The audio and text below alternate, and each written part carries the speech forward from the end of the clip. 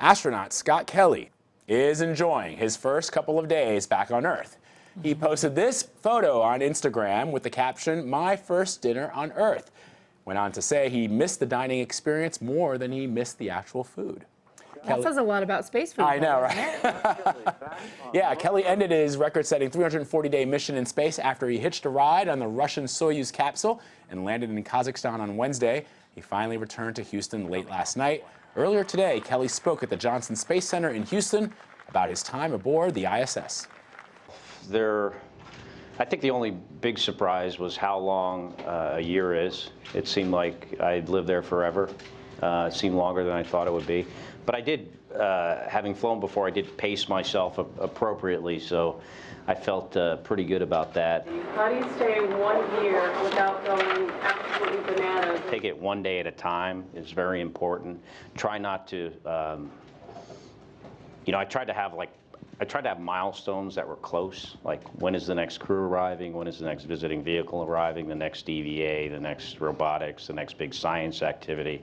And I think that made a difference to me, keeping my sanity. So, as some of you might know, I flew 159 days last time, and when I got back, I felt like I was feeling pretty good. You know, there's always like a certain amount of soreness and fatigue and that kind of stuff. Initially, this time, coming out of the capsule, I felt better than I did last time. But at some point, those two lines have crossed, and my level of like muscle soreness and fatigue is a lot higher than it was last time. It almost makes me think of maybe there's a linear function to it. I also have an issue with my skin, that because it hadn't touched anything for so long, like any significant contact, it's very, very sensitive to, it's almost like a burning feeling on wherever I like sit or lie or walk. I actually have, I'm not wearing these shoes all the time. I just wore these for you guys. I got some Hoka 1-1, those thick running shoes out there that are making my feet feel a little bit better. And in fact, Scott Kelly is still talking to reporters out here at Johnson Space Center. You might want to tell him, if you're the reporter, hey, it's okay with us if you take off your shoes. I know. And I was very lucky. I got to interview him a couple of times when he was up at the ISS. And he did say that one of the things that he missed most was the camaraderie of like hanging out with family and friends and kicking back with a beer, not really the taste of food, which would be, I'd be at apparently missed hanging out with reporters too, because they're still questioning him. Hanging out with him. Let's listen in. All right, how about Irene from EFE News? Hi, thank you for taking my question. I was wondering that, of course, NASA and the scientific world have learned a lot about the experience, but what personally have you learned, Scott, about it? NASA's learned a lot from the mission, but what have you learned personally? What have I learned personally about spending a year in space? I was amazed, and I was thinking about this when I was backing away in the Soyuz, is just, what an incredible achievement that this space station is and this program is. How hard it is to build something like that and operate it for the last 15 years, and how we benefit from it by doing these very, very difficult things, technically and operationally challenging things. And it's, that's the main thing. I kind of knew that, going into it, but just experiencing it every day for 340 days really, hit home for me. Just how, if we put our mind to it, we can achieve things that, would seem impossible. Like if you would have said to somebody, 30 years from now, hey, here's a picture of the space station, and we're going to build and keep it manned for 15 years and do all this science and other operations on, people would have been like, are you crazy? That's not, it's 1 million pounds, the size of a football field, the internal volume of, some say, a 6-bedroom house with, there's life support systems that turn our urine into water, the water into oxygen. We drink the water. It's practically a closed loop system. using only the power from the sun. It's just an incredible achievement that I think everyone involved in it, including the people that pay for it, the taxpayers, should be very proud. Okay, how about Michelle Fitzsimmons from Tech Radar? Hi, Commander Kelly. Welcome back. I was wondering if there is an easy path or ability we have on Earth that we kind of take for granted. If we were to be up in zero G, that becomes way more difficult. And then also on the kind of commercial space flight front, do you think kind of normal people should be able to go up into space, and whether they have the fortitude and ability to experience what it's like up there? Thank you. What was the first part? Can you repeat the first part of your question? I couldn't quite make that out. Sure. Just if there's an easy task here on Earth or an ability we have that becomes more difficult, we would be surprised how difficult it is up in space. An easy task here on Earth that's more difficult in space. Oh, just about everything is easier here, except there are a couple of things that are easier in space. One is moving large objects around because they don't have any weight. The other thing, it would be like getting behind your TV to connect the VCR up. I mean, because you can just float in any orientation. Everything else is more difficult in space because you can't put anything down. You have to either Velcro, stick it in your pocket, or hold it in your hand, or let it float away, in which case it's probably going to float away and you're never going to see it again. So, yeah, just about everything else is more difficult. And the second part? Do you think normal people should be able to go to space? I think everyone should be able to go to space. I mean, it's going to depend on the person and what kind of, experience they would want.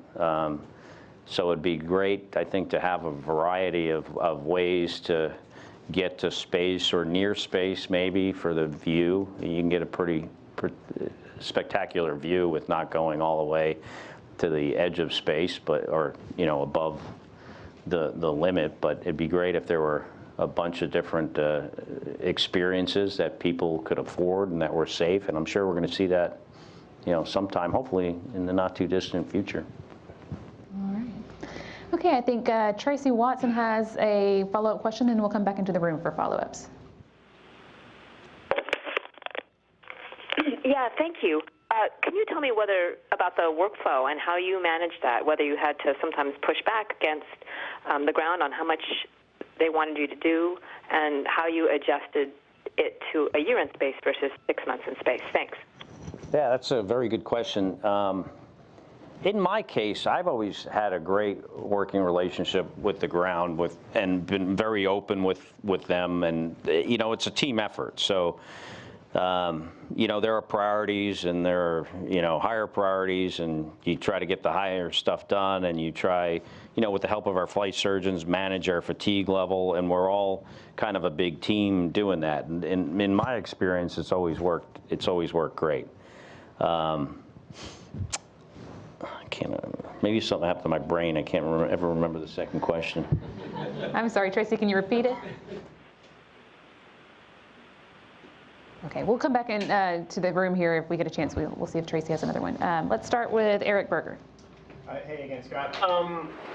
Having spent a year in space, thinking about going to Mars, there's some debate about whether artificial gravity is worth the trouble.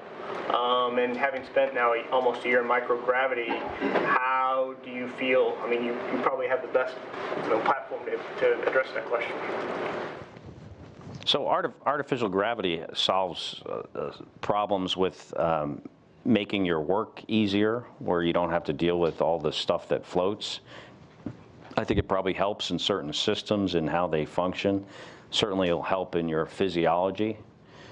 If it's I think it depends on how you do it. If it's like 2001, where you have this big orbit rotating wheel, that's much different than if you had, I think, a vehicle that had varying levels of gravity. I don't know that if you had Earth's gravity on one side and Earth's gravity on the other, and then you lived in between all the time, how your body would deal with that. So I think it's a balance between, having all this maybe wasted space you couldn't use, and versus what the benefits would be, or if you could, make the science fiction kind of vehicle, then maybe that's the way to go. I don't know how, technically feasible that is right now. But I tell you what, I am a big believer if we can dream something and if we can put our minds to it, we can do it. So I think I would never rule that kind of thing out. Okay, let's come over here to Mark. Thanks, Mark Brewer, Aviation Week. I have a related question. NASA's looking at an in-space habitat. Do you think you might have some good suggestions for them to consider on the way it's structured inside or functions that would be helpful with the concept of a living space for a trip to Mars? Actually, I do. I've actually thought, when I saw that on the news, actually, that there was a contract given, I don't even know to what company or what the details were, but there was some money dedicated to that. I think I'd be great to help with that kind of project, and I would love to be involved in something like that. Do you have anything specific in terms of sort of comfort and functionality that you think would be important? Absolutely. I've talked about the crew quarters, certainly like noise abatement on our exercise equipment, noise abatement on our other facilities like the bathroom, when you're going to be living in one tiny area, and how you make that work. I think we should look at other things. Our exercise equipment is very good, but it's also very heavy and takes up a lot of room. Maybe there's other ways we can get the same effect without the same kind of equipment, like, in a medical way. Like we were talking, one of the issues we have with coming back and why you feel the way you do, I think some people feel the way that they do is because they've lost a lot of their blood volume. I mean, you could look at, giving that back to the person when they land, potentially, or something else. I got an IV when I was coming back. That helped a little bit, but just kind of more thinking outside of the box in that kind of way, I think is something that we should start considering more. Okay, how about Tom? If you don't mind, I've got two. But the first one is, I was fascinated in your documentary that ran on PBS, which I thought was excellent, about the smell of space, which I'd never heard of before. So having lived with that and the smell of the ISS for the last year, when they opened up the hatch in Kazakhstan and you were able to breathe that air, what was that like? Can you describe it? So I actually said to, well, first the air was refreshing because it was cool and it was different than the air I had experienced for the last 340 days. So in that way it was refreshing. But as soon as I got in the chair, I don't know if I said to Steve or someone else that was there, I said, well, what is, it smells like a fragrance, like something, like a plant was blooming in that area. And, I'd only been to the landing site twice before with the Soyuz. The first time I was in it, and I guess I didn't notice this. Steve's been there a lot more times than I have, and he said that's the smell of the burning Soyuz. So it's the charred smell of the Soyuz. It has kind of a sweet, how would you describe, it's kind of a sweet smell to it. Did it feel like your senses are suddenly alive when you were able to breathe that air? Oh, it's great, yeah, absolutely. And my second question, pardon me, but you'll now go down, and you have gone down holding 2 NASA records. You'll go down in American space history, and people will read about you for the next several decades. What does it feel like to be the guy who has set these records, to be one of America's space heroes? I'll tell you what, these records are made to be broken, and there's this guy, Jeff Williams, that's going to launch here in the next couple of weeks. He's going to break my number of days record, not by, I'm not sure by how much, but total number of days in space for an American. He'll break it, so, which is great. I mean, I'm a big believer in pushing the envelope on this kind of stuff. I don't know when someone will have more than 340 days in space next, but hopefully it won't be too long, because that's, pushing the envelope is what makes our, society progress. So it's, I don't have I definitely don't have an issue with it. I'm a big proponent of that. And how do I feel about these kind of things? I'm just privileged to be here. That's how I feel. Okay, we'll take a couple of questions here in the room and then see if we can get maybe 2 more from social media. So start here.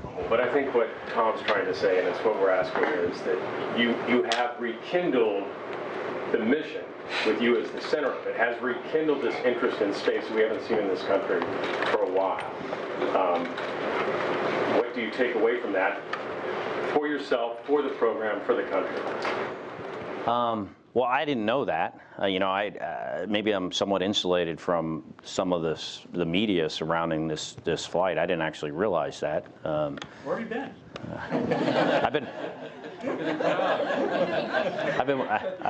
I've been watching the presidential primaries for the last 9 months.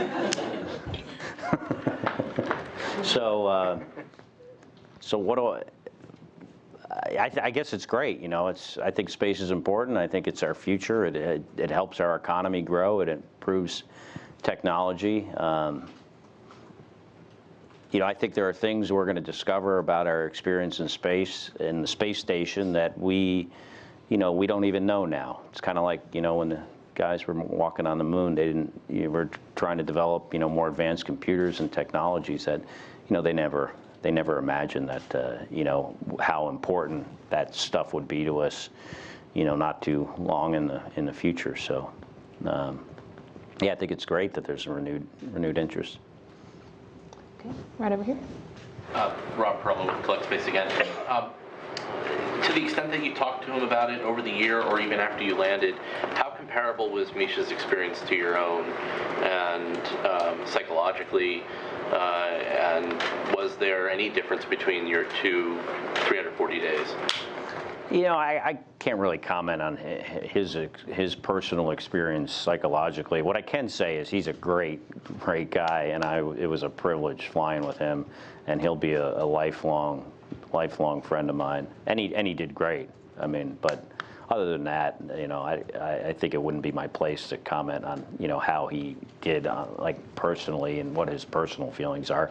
I'll let him answer those questions. Well, for your own experience, was it helpful? Was it necessary to have someone else going through the same year in space with you, or was it sufficient to have people coming in and out? I think it was nice. I don't think it was required. I think for some people it might be more important to have someone doing the same thing as them. I don't think I necessarily needed that, but it was. I enjoyed it, and I liked having him as my partner in this mission. Okay, let's get a couple from Ask NASA. So one of the first you experienced was an EVA. So Rome Strock on Twitter is wondering, can you speak to your experience on that EVA? Yeah, that's something.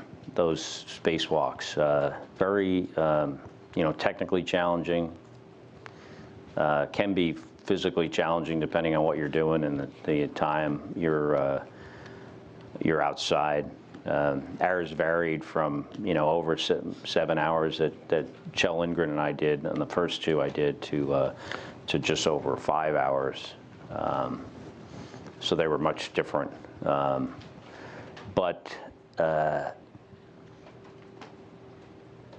guess one main feeling I had after doing those first 2 is that I got this sense that you have all these people involved in this, and they all do great work, and and they're very, very important to the process and what we're doing. But in the end, there's only one person you can rely on out there, and that's your EVA buddy. Everything else is just advice, but that's the person. You're very, very reliant on one another for your life. Scott Kelly in Houston, Texas, there at the Johnson Space Center, talking about his year in space. It's been an incredible ride for him, but certainly for us, because he posted, Contessa, all these wonderful pictures on social media that we got to take part in with him. And right at the very end, you recall that really funny video that he posted with him in a gorilla suit. Yeah, it's great.